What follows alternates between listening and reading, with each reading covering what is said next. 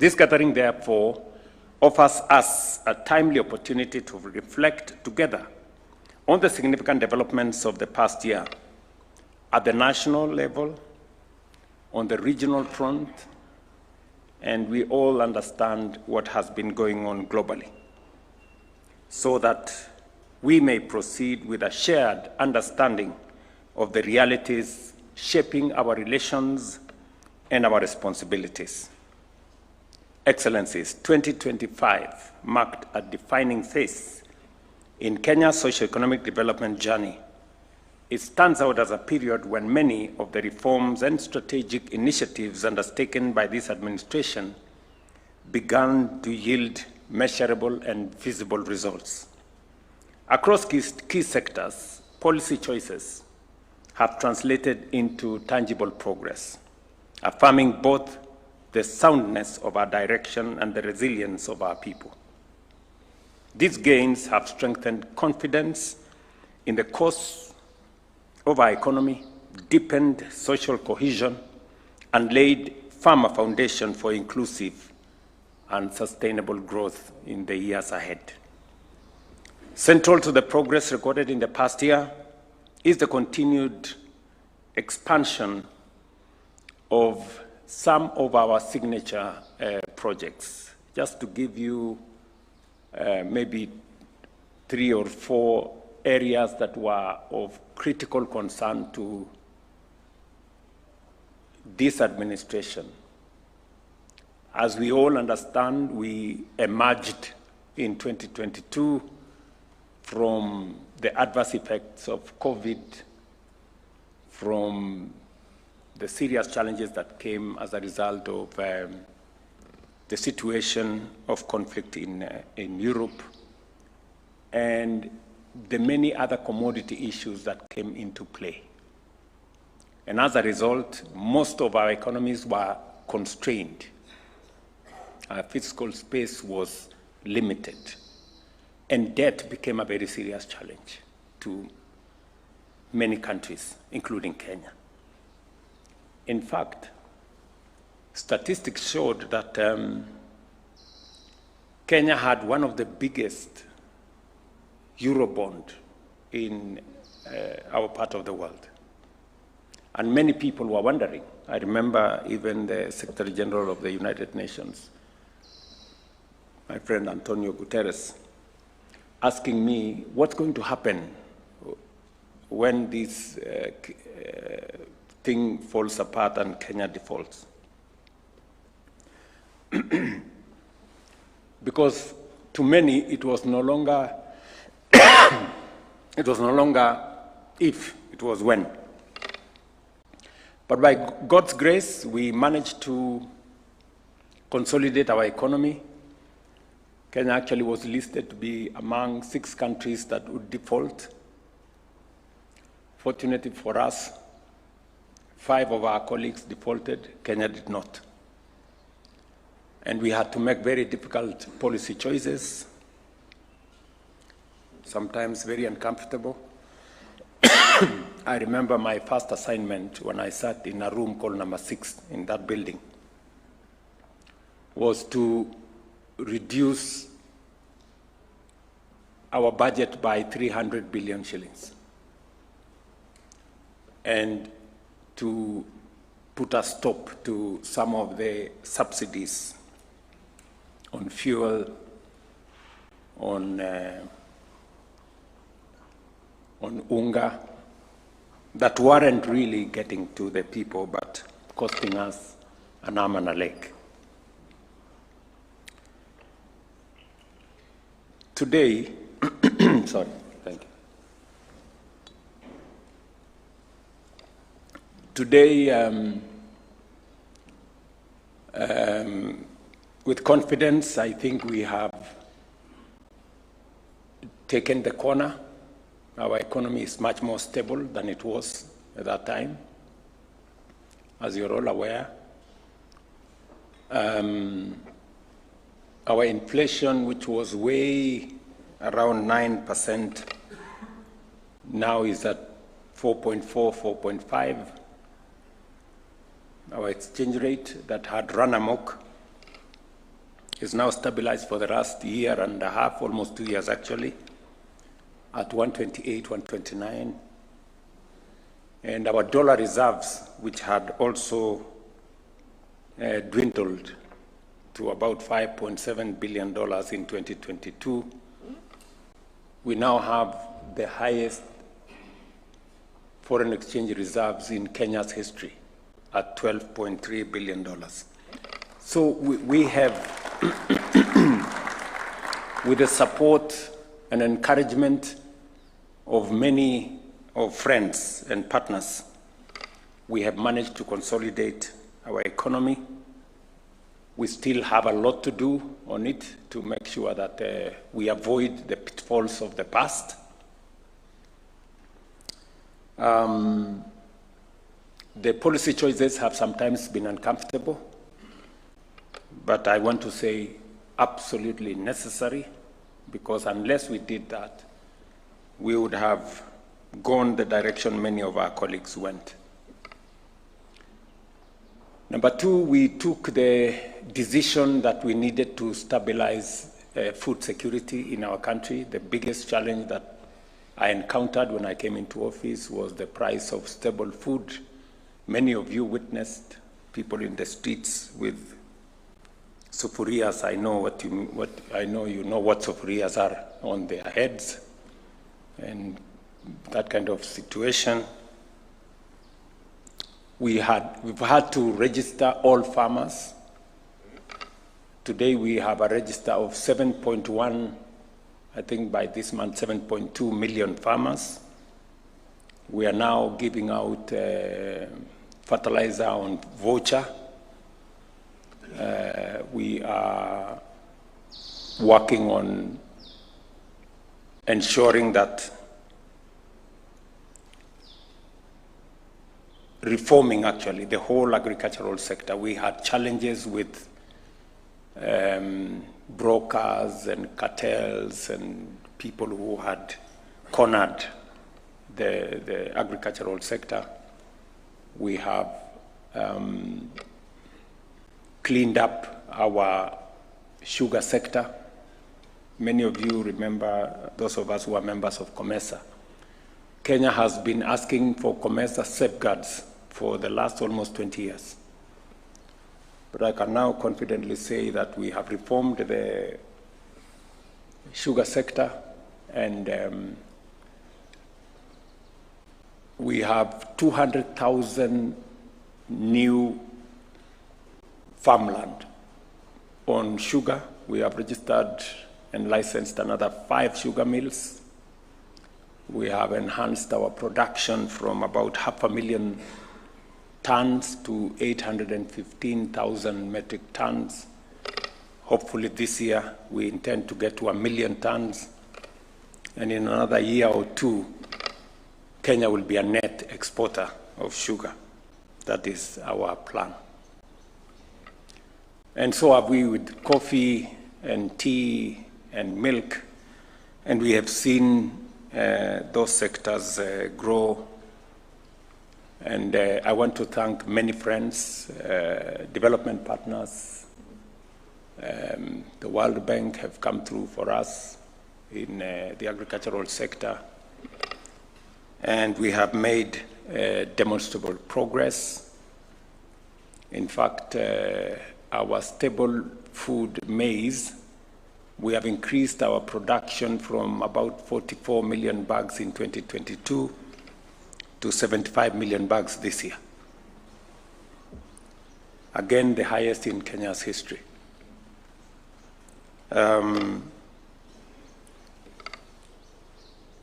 As you're all aware, we had also a very big challenge with education. Close to 23 universities were technically insolvent because the funding model that existed did not work. We had challenges with the competence-based curriculum. There was a misalignment between teachers, students, and other stakeholders.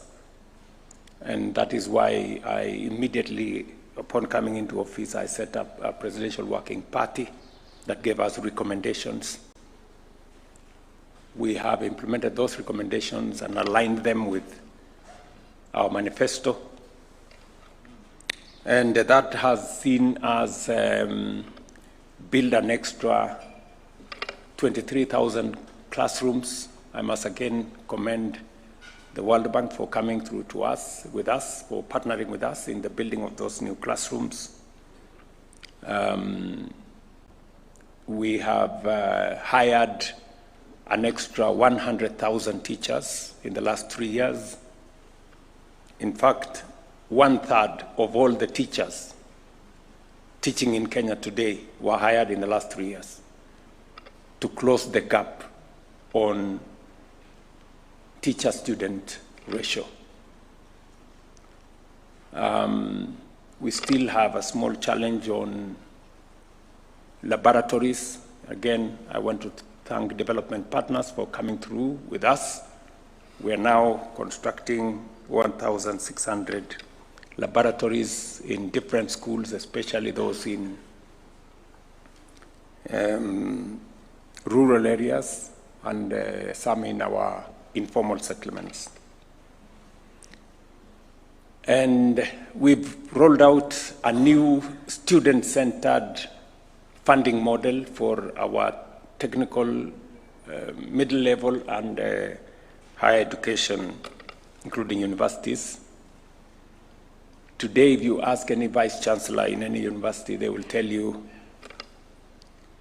that while they weren't able to pay staff in 2022, today they can pay their staff, they can pay their suppliers, they can pay their pay as you earn, and most of the universities that were technically insolvent are now walking out of insolvency. We've had also to re-engineer, as you know, our health sector.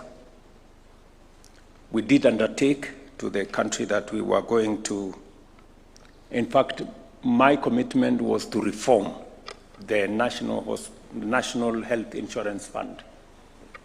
But when we went through the motions, it became impossible to reform it. So we had to re-engineer it altogether. So we had to replace the law. And because we had tried that so many times, we tried it with my predecessor, it didn't work. So this time around, we decided to overhaul, actually, to change the whole setup. We replaced the NHIF law with 5 pieces of legislation. And today, Kenyans that are registered on the SHA portal are 29.3 million, up from just under 8 million under the National Hospital Insurance Fund. Again, I want to commend many development partners that have come through to support our health program. The latest being the United States that signed with us a health program that will avail over the next 5 years about 200 billion Kenya shillings, and all the other friends that have also supported our health, especially social protection and many other spaces. We have also undertaken a very robust job creation program, from housing to digital jobs to export of labor to what we are doing in the Nyota program. It's a whole array. I can confirm to you that we have 1.5 million people today working who are not working in 2022. In our housing program, for example, we have close to 500,000 people working today in the constructions that are going on in our markets, in our hostels, in our affordable housing. I guess you see, slowly Kenya is turning into a construction site. Right from State House here, there is a construction going on. We have a construction going on in Talanta Stadium, in Bomas, in our markets. The roads are also going on. So we're trying to push all levers to make sure that we consolidate our gains as a country. And I will not fail to commend the UN bodies, representatives of nations who are friends of Kenya. You have come through for us in different facets, in different ways, to support this undertaking that is our responsibility as Kenyans, but you have come to support us as friends of this nation. And we are, on behalf of the people of Kenya, I want to say we are truly, truly grateful to all of you. As I outlined in my State of the Nation address last year, we committed ourselves to a new ambitious 10-year national transformation program. Because in my estimation, much as we have made some significant progress in all the spaces we have in terms of consolidating our economy, consolidating our food security, looking at our social protection, whether it is ensuring that we have more resources in our schools, undertaking a much more robust health development framework. And I must say the private sector has really come through to support our interventions. I was really pleasantly surprised that, for example, in our housing program, we now have signed contracts of maybe $4.5 billion. This is close to 650 billion Kenyan shillings. And this we have done, and except one, all the contractors are actually Kenyans, Kenyan farms, except one. And I'm talking about close to 300 contractors. So the housing program has largely been undertaken. The markets program, the development of hostels has been undertaken by Kenyan contractors, building capacity locally. But I must say they have learned a lot from their partners from outside Kenya.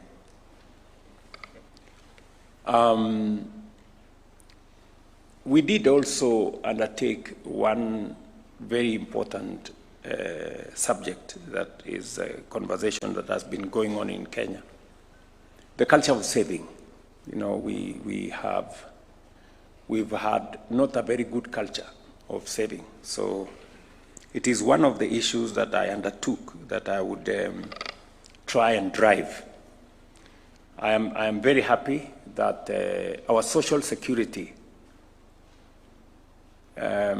which we have built over the years, in 2022 we had 312 billion shillings in our social security.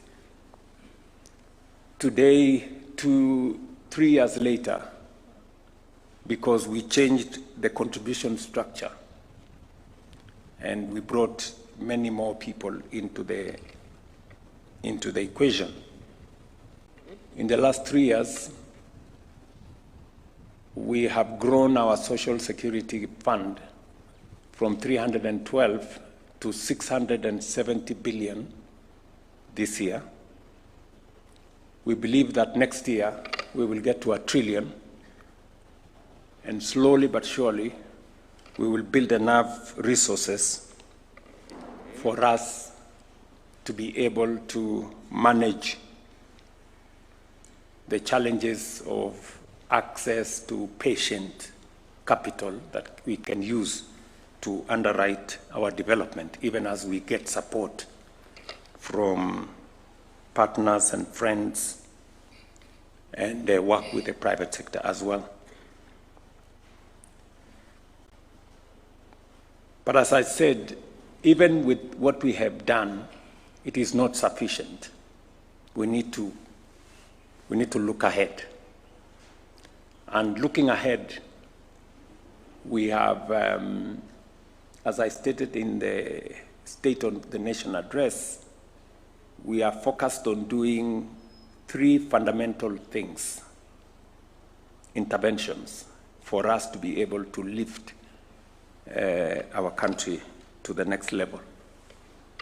Number 1 is we need to generate energy.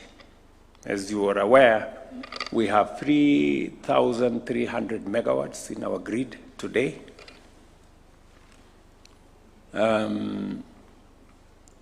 For us to undertake the kind of technology transition, industrialization, and manufacturing that is necessary for us to move the country to the next level, we need energy. And we have good reserves of renewable energy in geothermal. I think we have capacity of another 10,000 megawatts. We have another 20,000, maybe more, of wind energy. We have a lot more of solar. So we anticipate to generate 10,000 megawatts of energy in the next 7 years. That is the plan. This will require not just public money. Of course, we are going to provide public money, but we will need to crowd in private sector money, money from other entities, investors, pension funds, venture capital, and many other people who have resources to invest in that space. Number 2 is we need to expand our infrastructure. We are still not yet there.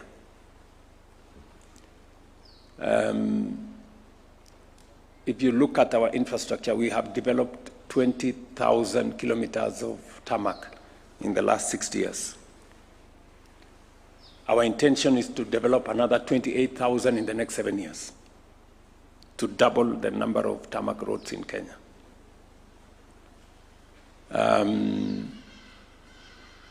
We already are on course. We have mapped out what the areas are, and we believe that we can raise the resources to undertake this transformation. That includes the modernization of our airports, starting with Jomo Kenyatta, extending the railway from Naivasha to Kisumu and onward to Uganda, then to the region. Actually, the railway, I think we have already set a date. We have found the resources, both public and private. So we will be starting the construction and launching the same in March this year. Again, we have finalized discussions with the airport. We also want to modernize our airport. All of you know we don't have much of an airport, you know. Our airport is, the arrival is on the tarmac. So and it's way, way overdue. You know, we should have done this maybe 15 years ago. So we want to begin that process of construction of a new airport under a framework that is going to bring public sector, private sector concessionaires. And I am hoping that we can begin that before June this year. So again, that whole infrastructure development is one thing that we are focused on achieving. And I'm saying this because we will require partners. We will require private sector partners.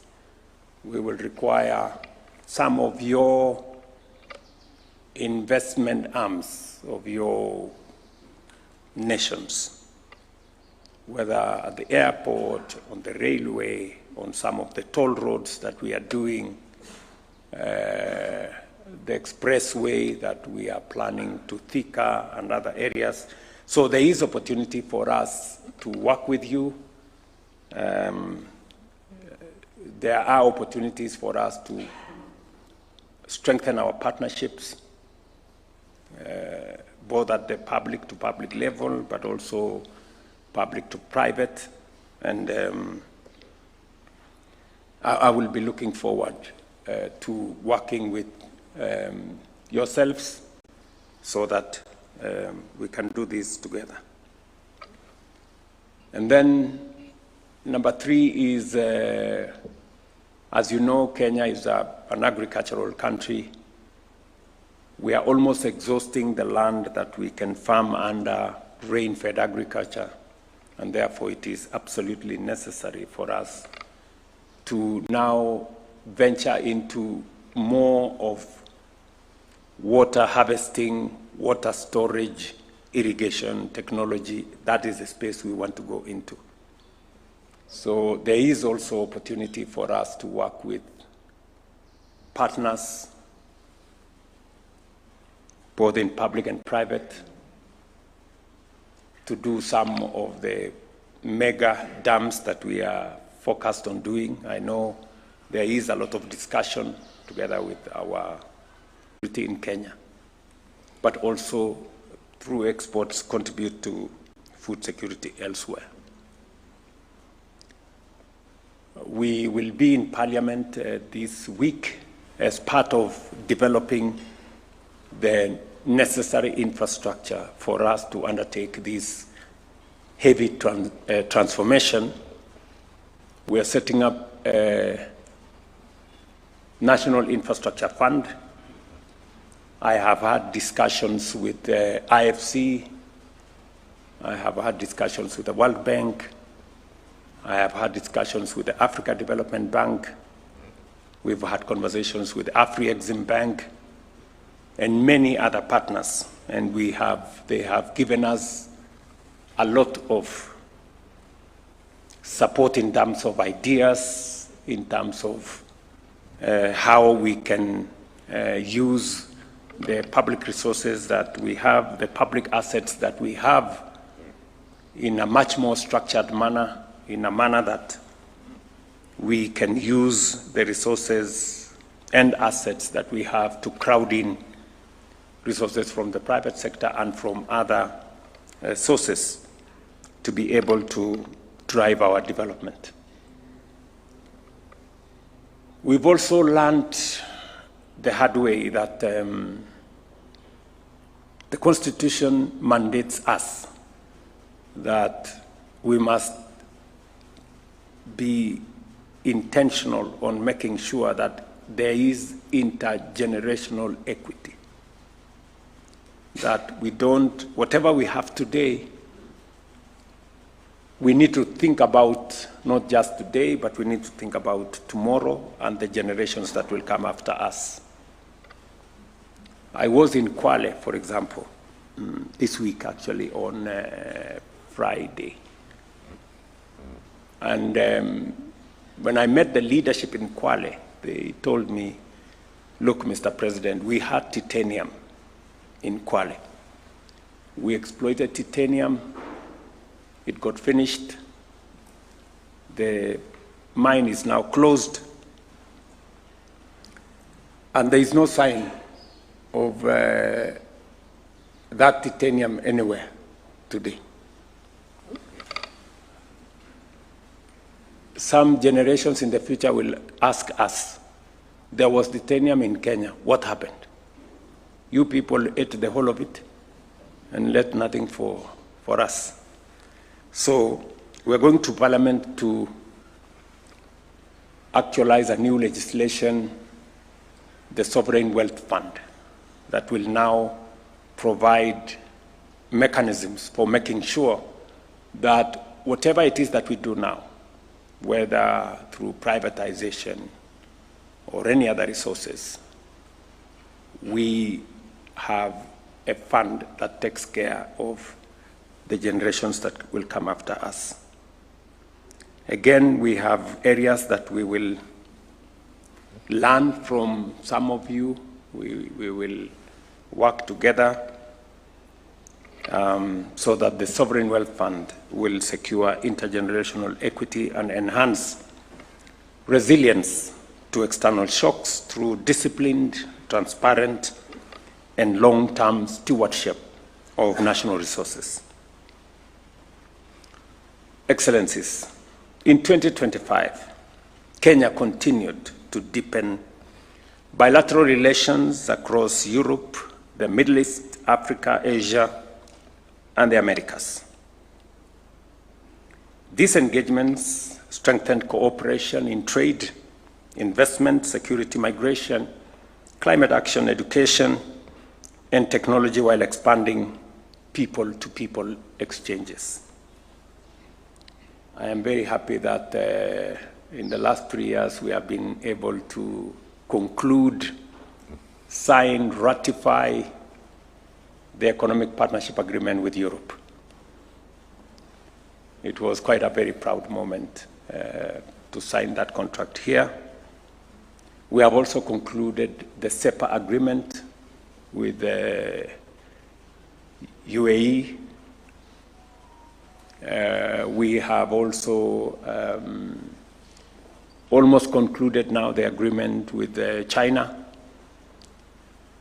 And my Minister for Trade will be leaving the day after tomorrow to conclude the negotiation, the bilateral trade agreement with the United States. And we are aligning more so that we can build a stronger ecosystem of trade partnerships that will allow us to do more with many friends across the globe.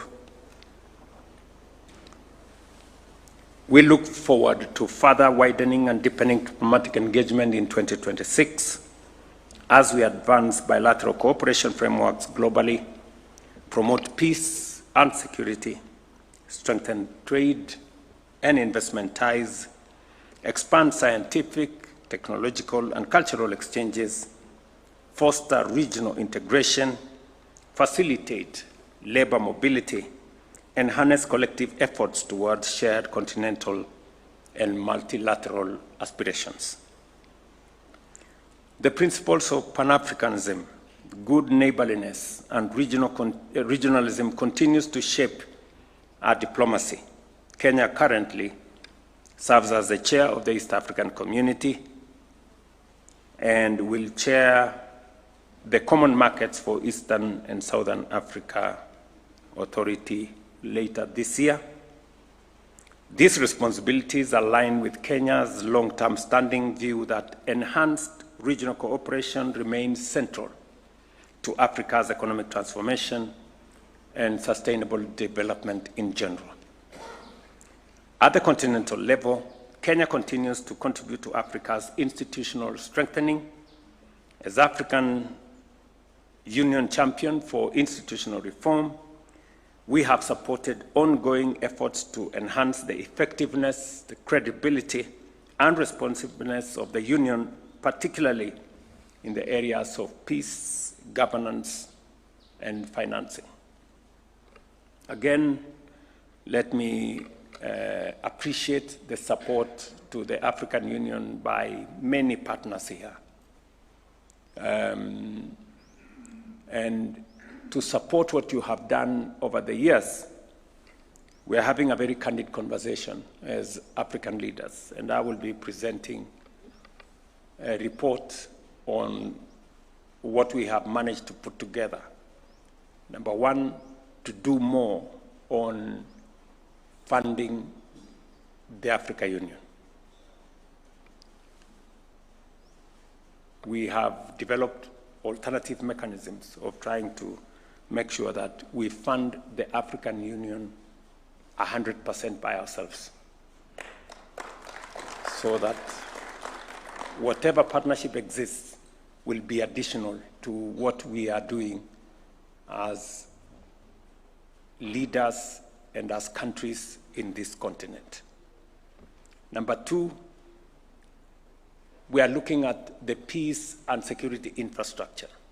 The peace fund we have at the AU require re-engineering. We have made proposals, and we will ask for support from friends and partners so that African peace interventions, as was passed by the UN resolution, I think 2279 or thereabout, that says that African Union or African peace security interventions will be funded by assessed contributions of the UN, so that we can be able to take charge of the hotspots in our region. But aside from that, we are also looking at what we can do on the African standby force to be able to manage the security challenges in our region more. I will be making this presentation to my colleagues this weekend. We are also looking at making the African Union much more accountable.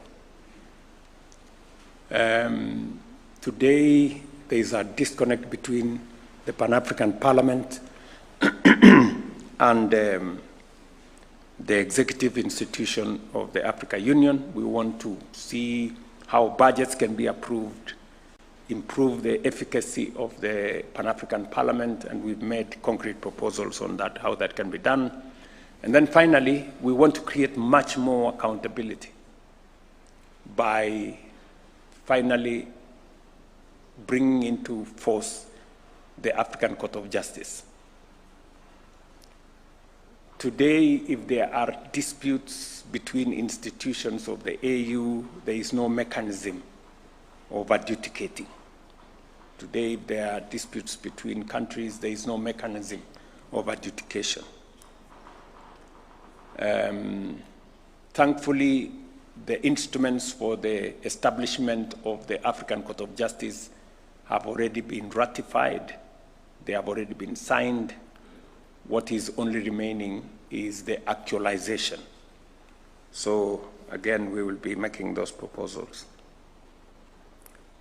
In addition, as chair of the Committee of African Heads of State on Climate Change, Kenya has advanced a coordinated African position on climate action, climate finance, and adaptation, ensuring that Africa's priorities are clearly articulated and pursued in unity with global processes. Kenya also looks forward to hosting the Africa France Summit in May this year, which will showcase Africa's innovative capacity and demonstrate the strength of cross-continental partnerships.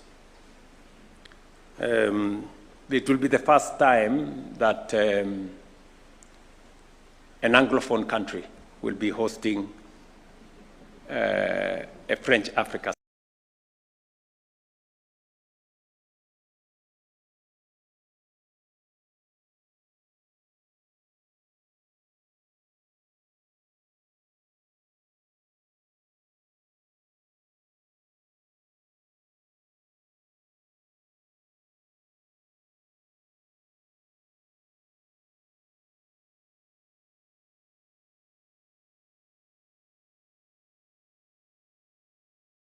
Opportunity for us to finally reduce the sharp edges between Francophone and Anglophone and try and consolidate our partnerships as one region. There will be private sector engagement. We're trying to get the highest level of participation from African entrepreneurs, business people, and investors, and to see how we can consolidate that position. I have talked to colleagues around the continent, and we are making very good progress on colleagues that will be attending. We will also host the 4th EAC COMESA SADC Tripartite Summit this year, which is expected to significantly advance the regional integration agenda. Ladies and gentlemen, regional peace and security remains a core focus of Kenya's foreign policy.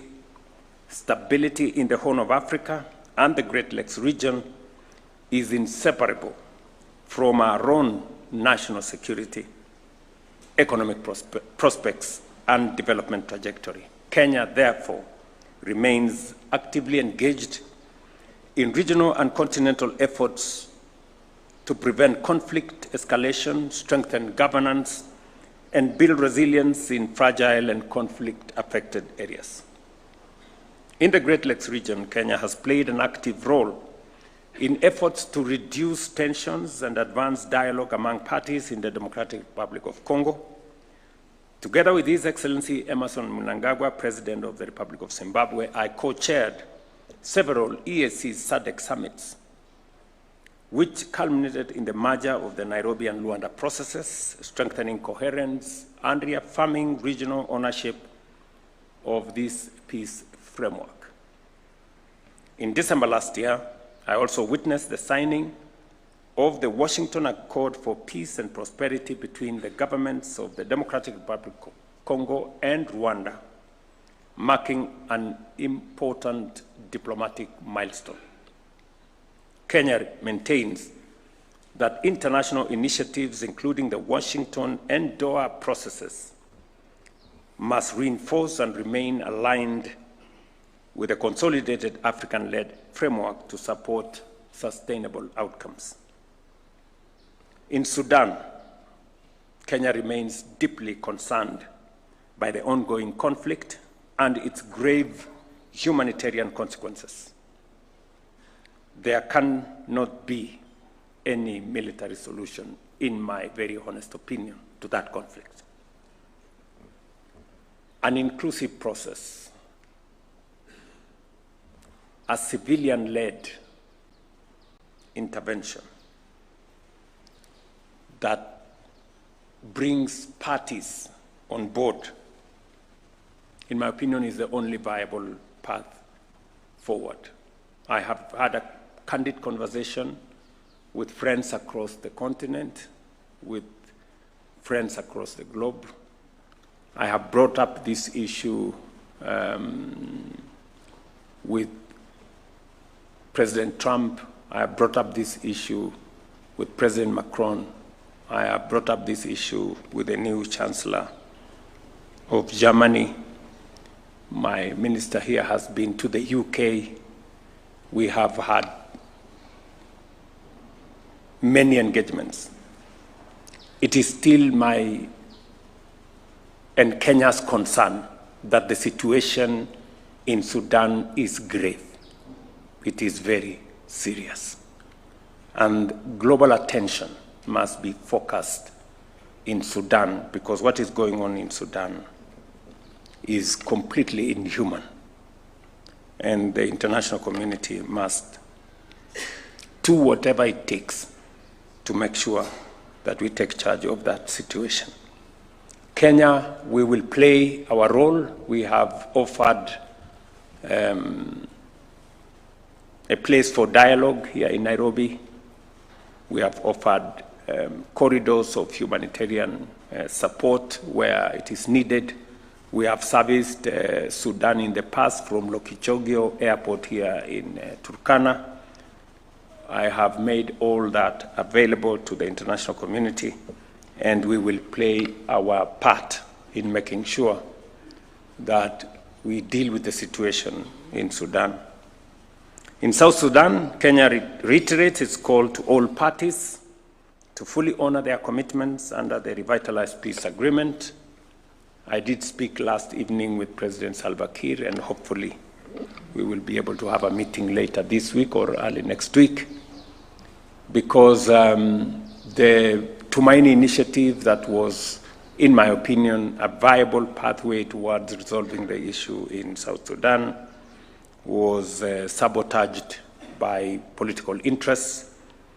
Sudan has finally come back to say maybe we should relook at it again, and I am very open to working with South Sudan in making sure that Kenya supports the peace efforts in that sister country, and we look forward to working with the Troika and all the other partners that are involved in South Sudan.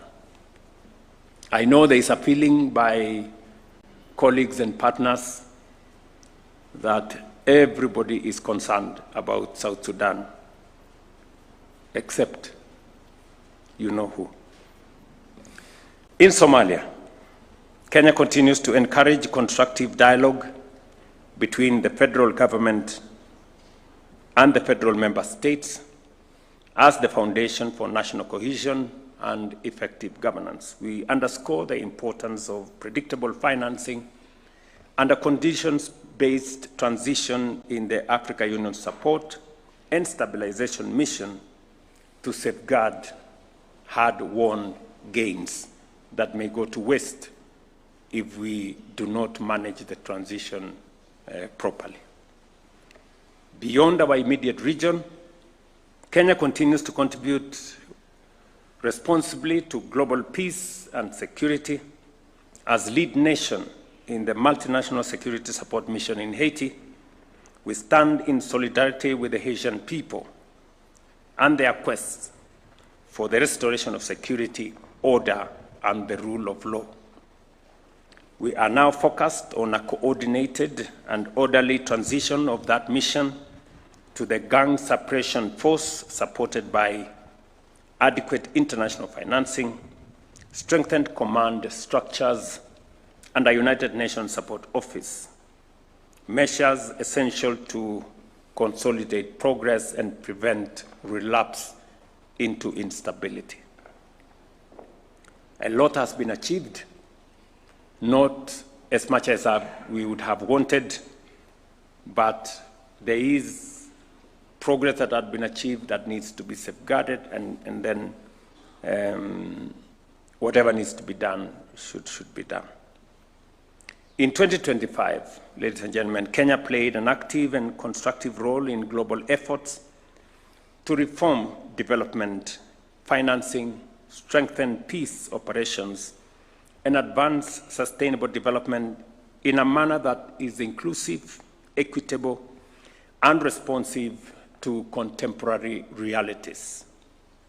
At the 4th International Conference on Financing for Development, held in Seville in Spain, Kenya joined the international community in renewing and reviewing progress under the Addis Ababa Action Agenda, while confronting emerging global financing constraints. Our engagement underscored the urgent need to reform the global financing architecture to better support domestic resource mobilization, sustainable debt management, and the mobilization of private capital for development.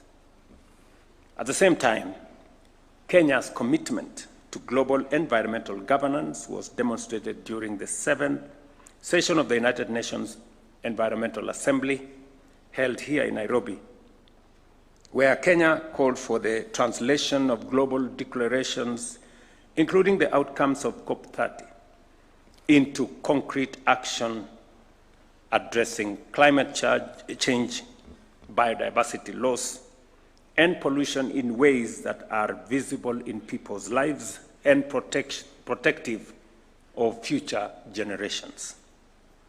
Our leadership in environmental diplomacy also extends to ocean governance.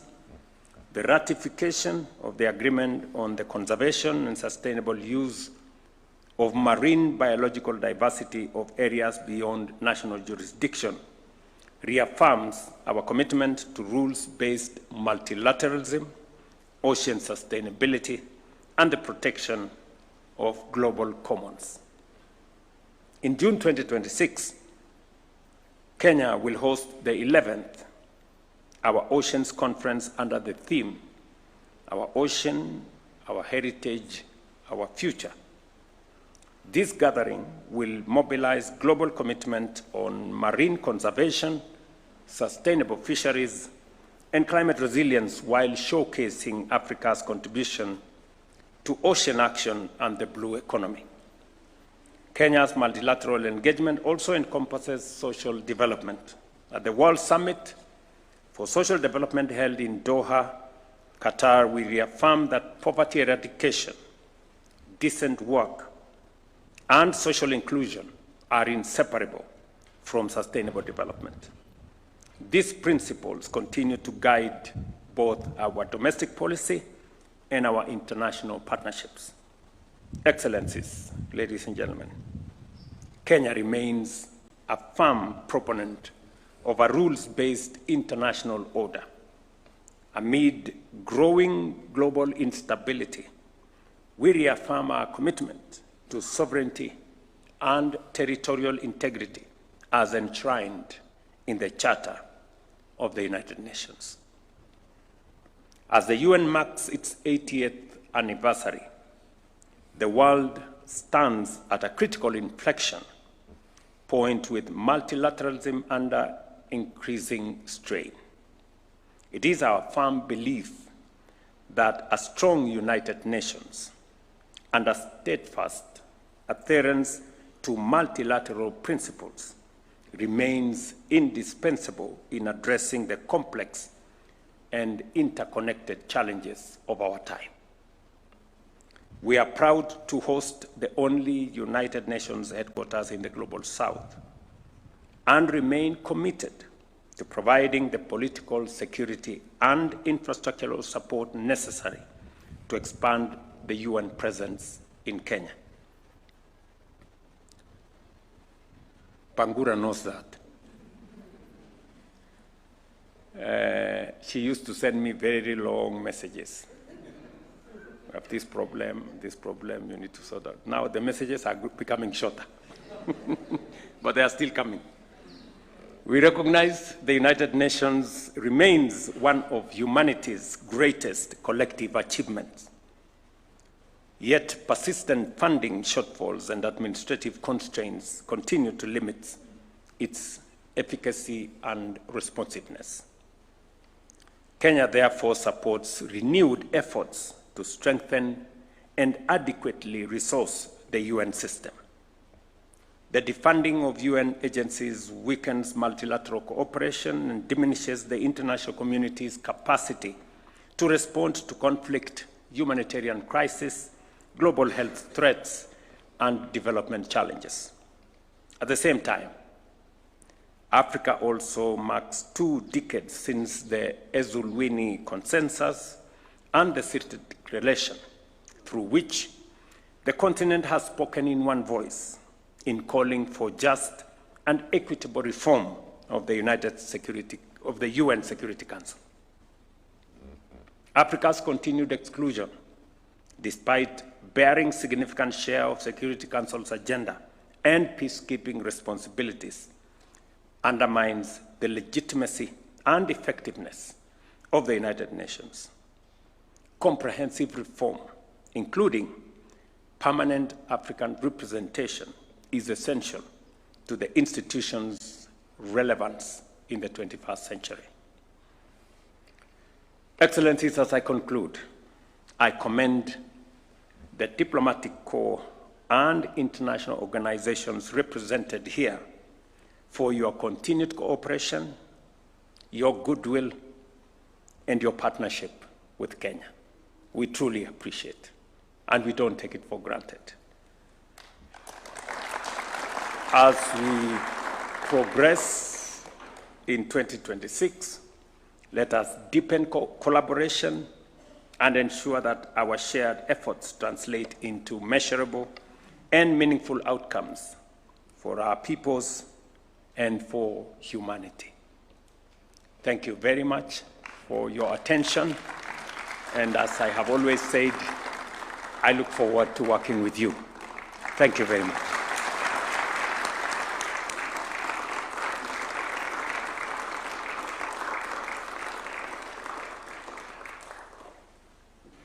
I don't know, just hold on. Yeah, let's take our seats. I am not schooled in matters diplomacy. But I remember, I think it was Chinua Achebe, who, I think there was a church somewhere, somebody was preaching in church. So he was sitting in the congregation. After the sermon, he asked somebody there, are people allowed to ask questions after the sermon?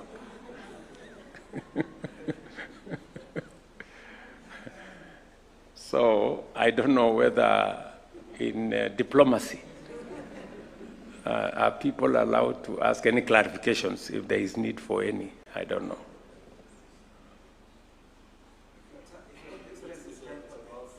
Okay. I can take one or two clarifications if there is anybody who has something to say with the permission of the diplomats here. There are no consequences for asking any question.